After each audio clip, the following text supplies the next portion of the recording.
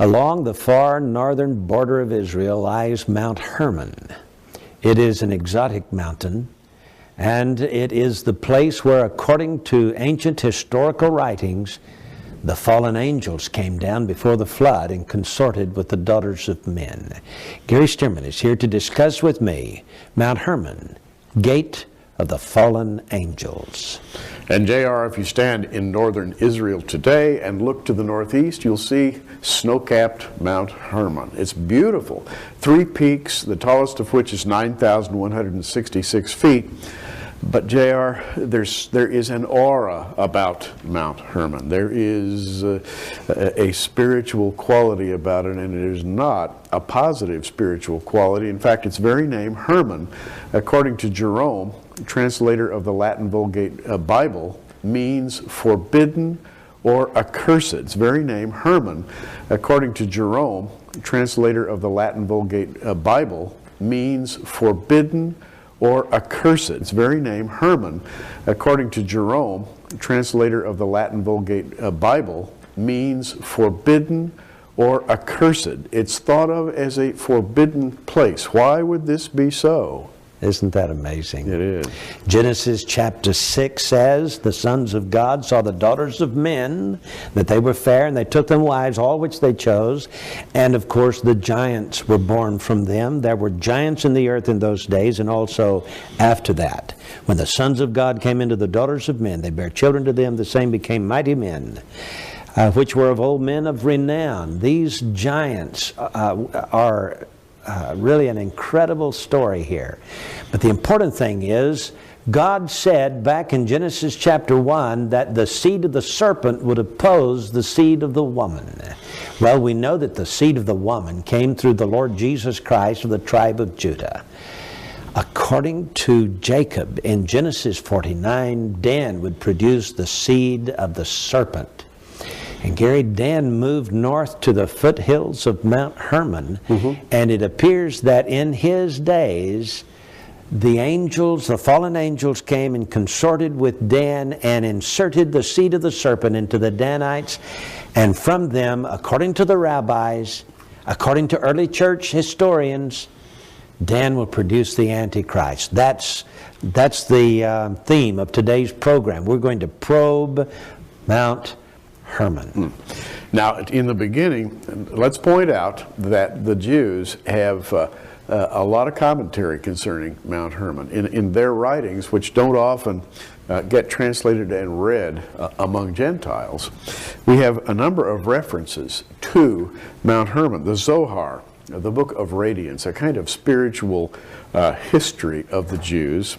There is a very interesting reference to Mount Hermon, and JR, it seems to tie Mount Hermon very closely together with angels, even the fallen angels. And in an article which JR has written for the January Prophecy in the News called The Gate of the Fallen Angels, the Jews make a very good case for Mount Hermon as the entry point for the evil angels which descended to the earth. The entry point for the evil angels which descended to the earth. The entry point for the evil angels which descended to the earth. Isn't that amazing? Go ahead and read just a little bit there from this Zohar. The Zohar, which is as we say, a sort of spiritual history of Israel.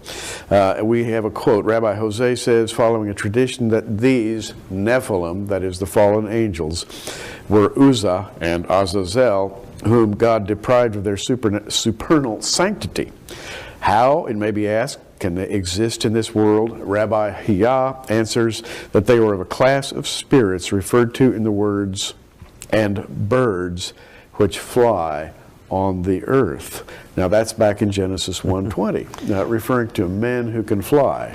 If we go back to the ancient writings, and the book of Enoch, Enoch describes what he called a house. He says, I saw a house greater than the former. He had seen 2 of these. The second one he describes. An entire portal stood open before me. It was built on flames of fire. In every respect, it so excelled in splendor and magnificence and extent that I cannot describe to you its splendor and its extent. And its floor was of fire, and above it were lightnings and the paths of the stars. And its ceiling was also a flaming fire, and I looked and saw therein a lofty throne. Its appearance was as crystal, and the wheels thereof were as the shining sun. And there was a vision of the cherubim. And from underneath the throne came streams of flaming fire, so that I could not look thereon. You know, J.R., that a flying house suspended on flames of fire, that this sounds very technological to me. So when Genesis 1:20 says, and birds which fly on the earth, there were some kind of something flying through the air. Yes. And according to the book of Enoch, they descended and landed on top of Mount Hermon. So it became the spaceport or airport, whatever you want to call it, for these fallen angels, and they flew around in flying houses. Fascinating, isn't it? Indeed, the port of entry, shall we say, of the fallen angels. Now, J.R., we must be quick to say that when we read and quote from the book of Enoch, we're not quoting from Scripture, although Jude quoted from a portion of it. Yes. Nevertheless, it does substantiate a lot of very early history that's reflected in Genesis. Now, the rabbis wrote, as Gary has mentioned, the Zohar. This is a copy of the Zohar, Volume 1, and this is just, for example, one of the statements, many statements here.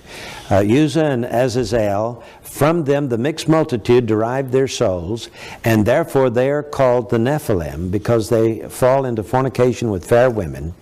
For thus God casts them out from the future world, that is from eternity, in which they have no portion, and gives them their reward in this world, as it is written, He repays His enemies to their faces, and so on and so on. So this, Gary, talks about the Nephilim, these fallen angels. Now, it's important to understand that they actually came to the earth, that they were flying around in ships of some kind, houses, flying houses, with fire or lights on them, and canopies and what have you, and portals where Enoch could enter. And so when they came down on Mount Hermon, they corrupted the human race. We are told in the book of Genesis that only Noah was perfect in his generations, which I think means that he was genetically pure. He was genetically pure. He was genetically pure and not contaminated by these fallen angels.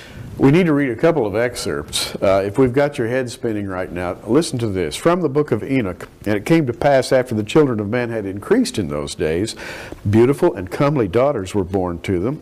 And the angels, the sons of the heavens, saw and lusted after them, and said one to another, Behold, we will choose for ourselves wives from among the children of men, and will beget for ourselves children. And they descended on Ardis, which is the summit of Mount Hermon.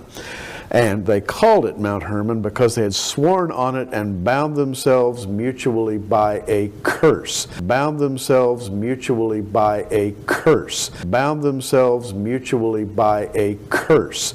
There's the origin of the name, accursed, anathema. From which we get the word Hermon.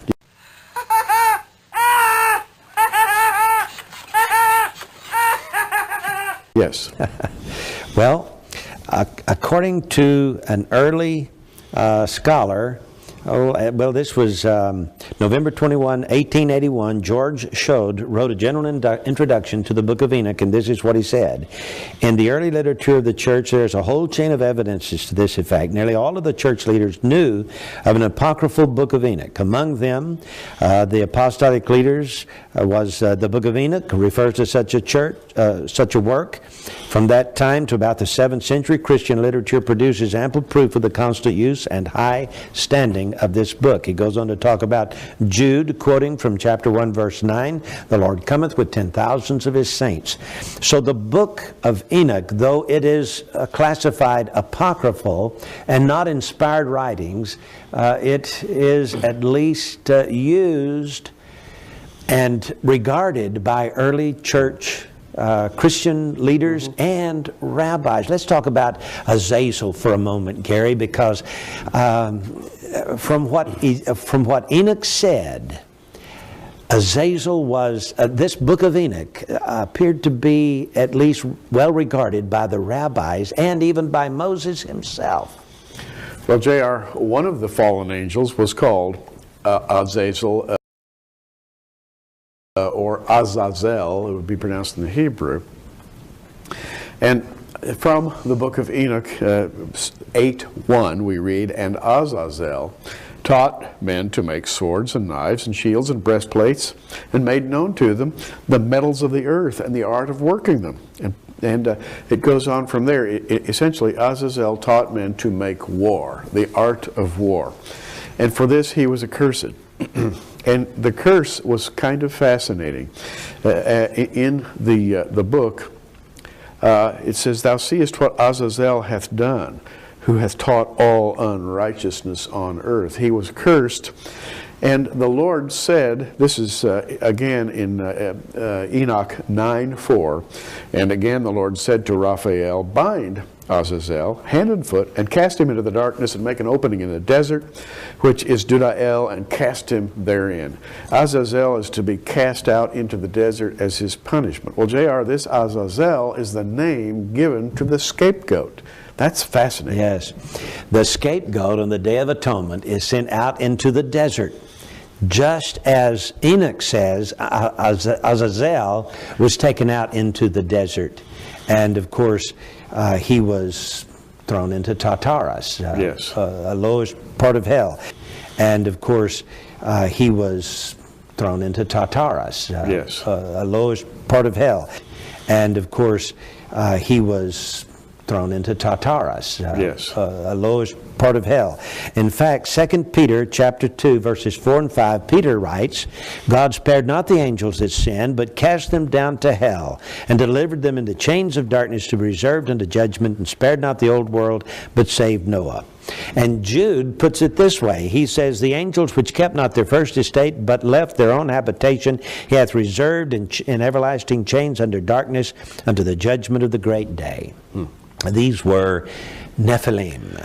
J.R., at this point, it's instructive to look at Deuteronomy, because this brings it all together. Deuteronomy 3, in which the conquest of Og is spoken of. Now, Og was a giant who yes, lived in the land of Bashan. Bashan being today's Syria, right at the foot of Mount Hermon. Bashan being today's Syria, right at the foot of Mount Hermon. Bashan being today's Syria, right at the foot of Mount Hermon.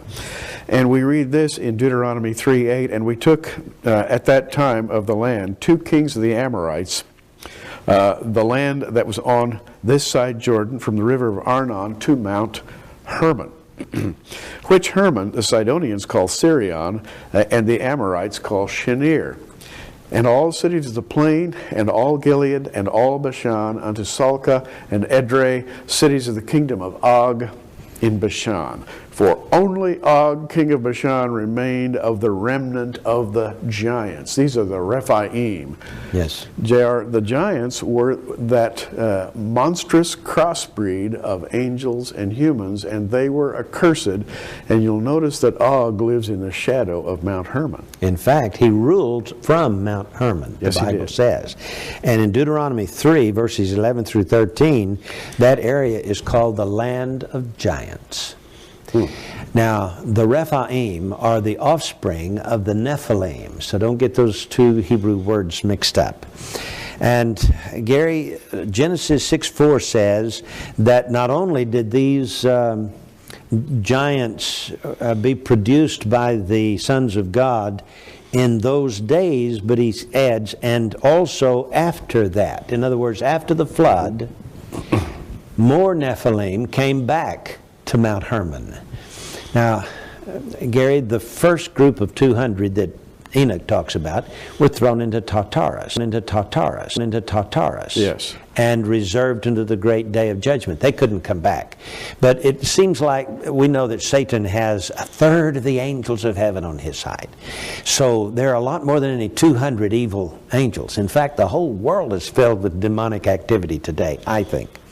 And we have these 200 seem to be the scouts, the first group that came, and others came after them, came after the flood, and introduced the seed of the serpent into the human race.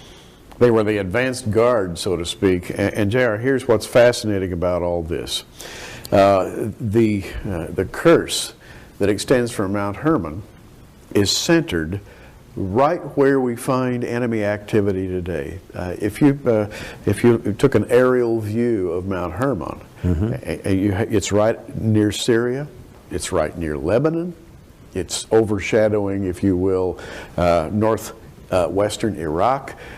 All of this evil activity seems to be focused right in this area that the Bible refers to as accursed, Hermon.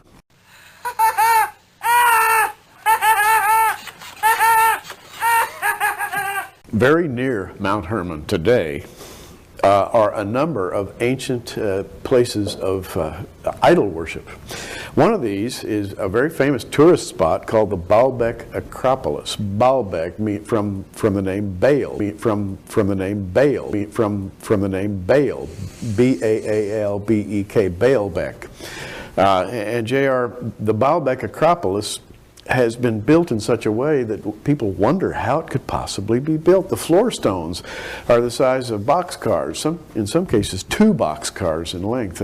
They are of heroic proportions.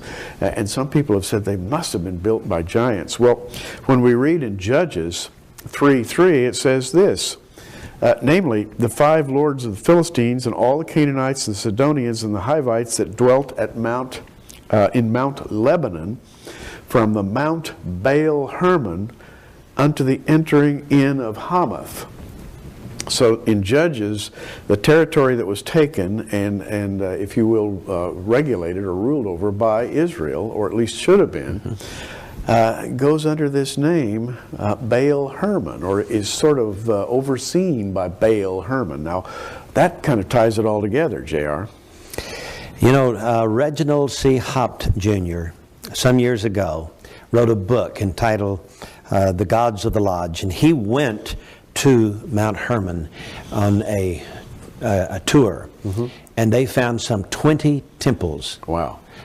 In and around Mount Hermon, temples of Baal, temples of Baal, temples of Baal. You recall idolatry mentioned in the Bible? In the 10 Commandments, thou shalt have no other gods before me. Thou shalt not make unto thee any graven images of gods above, and so on. Well, this worship of Baal and Ashtaroth literally centered around Mount Hermon. It was a Canaanite religion.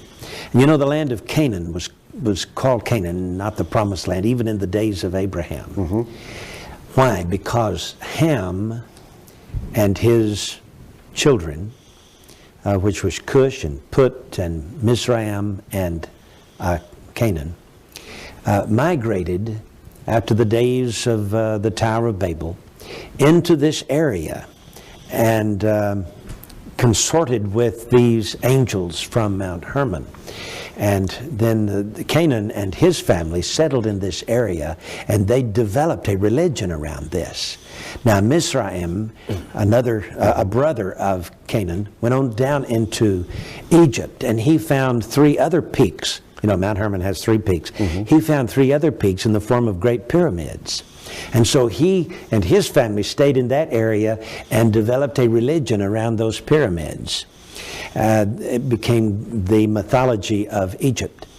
And then Phut and Cush went on further south into Ethiopia and into South Africa to populate there. But what is so interesting is those great pyramids seem to be with 3 peaks, or 3 of them there, huge, monstrous things. Seems to have been built before the flood, and they seem to have something to do with this worship around Mount Hermon. And implying, of course, that the worship originated from above, and it was not a product of man's thinking, but was injected into humanity by fallen angels. Let me quote quickly from Reginald Haupt, because this brings our study from ancient history up through the time of Jesus and on into the present.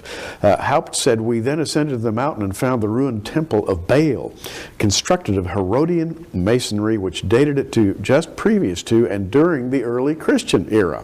In a low place near the northwest corner of the temple we excavated, found loads of ash and burnt bone, which had been dumped there as refuse from sacrifices." Now, this is the time of Jesus and the time of Herod, suggesting that even Herod and his people knew about this Baal worship on that mountain. Jesus and his disciples went up to Caesarea Philippi and stood there at the foot of Mount Hermon, where the waters of Dan come out from that cave, yes, which you can see in the picture we are supplying. You see those little niches around? Those were niches for the worship of Pan, the god Pan. Mm-hmm.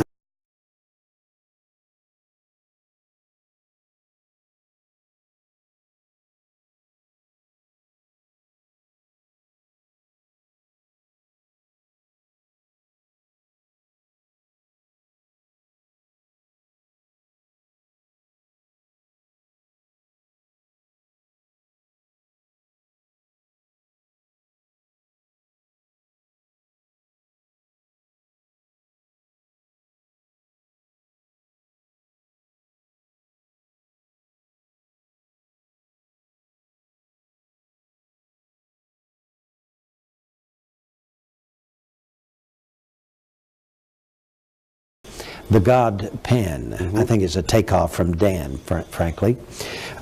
He was said to be the son of Hermes. Hermes, of course, is who the Romans called Mercury. He was the messenger of the gods. Well, hey, that's Mount Hermon. And those angels came down as messengers from the gods, shall we say, from Satan himself, and developed this seed of the serpent. The tribe of Dan moved there in the days of the judges, and at that point then, they disappeared from there to points unknown and became the proverbial lost tribe. And yet the rabbis have said that they will produce the Antichrist. In other words, these Nephilim consorted with the tribe of Dan and inserted the genetic reptilian serpent-like satanic seed into the Danites, and from them one day will come the Antichrist. So when Jesus stood there at the foot of Mount Hermon, he turned to his disciples and said, "Whom do men say that I am?" Yes. They said, "Thou art the Son of the living God." Now, I think Jesus was standing there in the territory he knew that the Antichrist would come from. And so he posed this incredible question, "Who am I?" The Son of God. Yeah. Amazing. Wow. What an announcement. Yeah. Now let's move forward just a bit to a date that has very suspicious numbers in it. The numbers are 1666. In 1666, Louis XIV of France authorized the building of an observatory, and it bears on the location of Mount Hermon. Yes, it happened to be in Paris, and so for a number of years Paris had the zero meridian. Of course, the British wouldn't be outdone, and so a few years later they set up a meridian called the zero meridian in London at an observatory called Greenwich. Now, in 1884, 25 countries met in Washington, D.C. and decided on a zero meridian for the whole world. And, of course, France abstained from that vote because it landed with the Greenwich Observatory in London, and that's where the zero meridian is today for all of navigation. But from the original Paris meridian, which goes back, days to Merovingian times, yes, Mount Hermon and the tribe of Dan lived 33 degrees east of the Paris zero meridian. Furthermore, Mount Hermon is 33 degrees north latitude from the equator. So we have this incredible 33rd degree that has come down to us in the Merovingian, Knights Templar, Yes. Secret societies, and it's all tied right back to Mount Hermon, isn't it? 33 degrees from Mount Hermon. Now, we're rapidly running out of time, but I want to get this in before we leave you today. JR has also included a study on the clothing that is so important back in the days of Nimrod and on down into the days of the Danites. And of course, Nimrod wore leopard skins.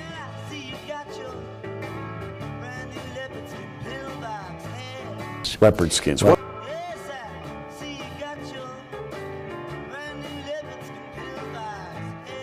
what does that have to do with anything?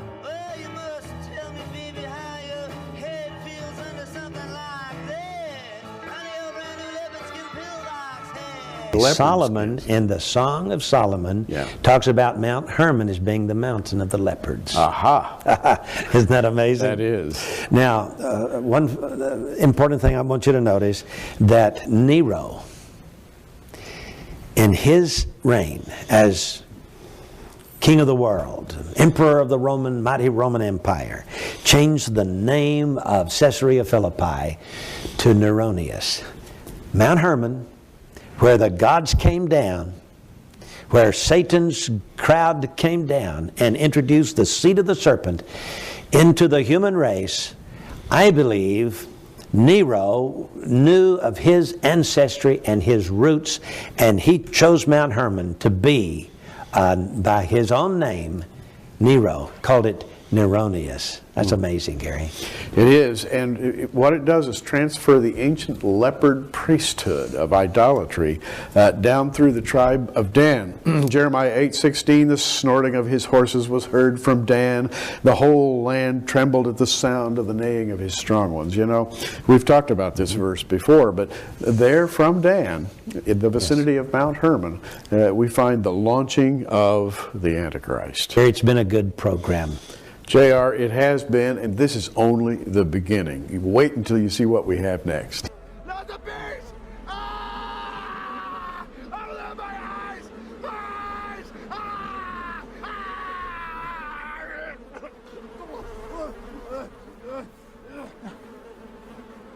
This is J.R. Church and Gary Strymon. Until next time, keep looking up.